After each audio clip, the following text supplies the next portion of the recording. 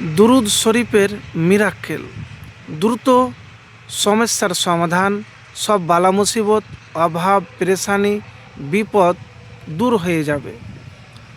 প্রিয় ভাই, আজকে আমি একটি হাদিসের আলোচনা করব, খুবই সংক্ষিপ্ত।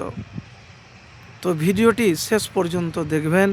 যারা বালা মুসিবতে আছেন, অভাবে আছেন, দোয়া করছেন, দোয়া কবুল হয় না, আপনার চাওয়া পাওয়া আছে কিন্তু কোনোভাবেই পূরণ হচ্ছে না। তো সর্বপ্রথম একজন সাহাবীর নাম হলো উবাই ইবনে কাব রাদিয়াল্লাহু তাআলা আনহু। তিনি বলেন, একবার আল্লাহ রসুল সাল্লাল্লাহু আলাইহি সাল্লাম জিকরুল্লাহর খুব তাগিদ করলেন। আমি আরজ করলাম, ইয়া রাসূলুল্লাহ, আমি আপনার প্রতি বেশি বেশি দুরূদ পাঠ করে থাকি। আমি আমার দুয়ায় কত ভাগ আপনার জন্য নির্ধারণ করব। নবীজি সাল্লাল্লাহু আলাইহি সাল্লাম বললেন, তোমার যে পরিমাণ ইচ্ছা। আমি বললাম 1/4 ভাগ।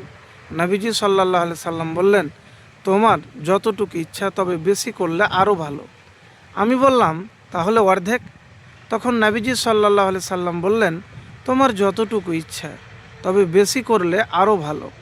আমি বললাম, তাহলে 3/2 ভাগ?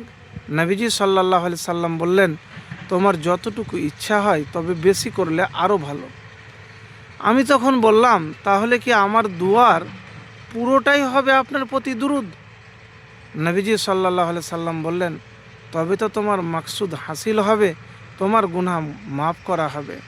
জামে তিরমিজি 2/72, মাজমাউ জাওয়াইদ 10/248, মুসান্নাফ ইবনে আবি সাইবা 6/45। তাহলে হাদিস থেকে বোঝা যায় যে দুরুদ, এই দুরুদেই অনেক কিছু রয়েছে যা আমরা বেশিরভাগ মানুষ জানি না। সহি হাদিস একটি আছে মুসলিম শরীফে। তো এই হাদিসে নবীজি সাল্লাল্লাহু আলাইহি সাল্লাম বলেন যে আমার ওপর একবার দুরুদ পাঠ করবে, আল্লাহ তার ওপর 10টি রহমত বর্ষণ করবেন, নাজিল করবেন। তাহলে বোঝা যায় যে এই দুরুদই সব কিছু রয়েছে। তা আপনি বেশি বেশি পাঠ করার পরে হাত উঠিয়ে দোয়া করবেন। দুয়ার আগেও দুরুদ পাঠ করবেন, পরেও দুরুদ পাঠ করবেন, আর সর্বপ্রথম আল্লাহর প্রশংসা করবেন। যদি আপনার দোয়া কবুল হয়ে যায়, তাহলে 1 সেকেন্ডও 1 মিনিটও লাগবে না, আপনার সব অভাব, পেরেশানি, বিপদ জীবন থেকে দূর হয়ে যাবে।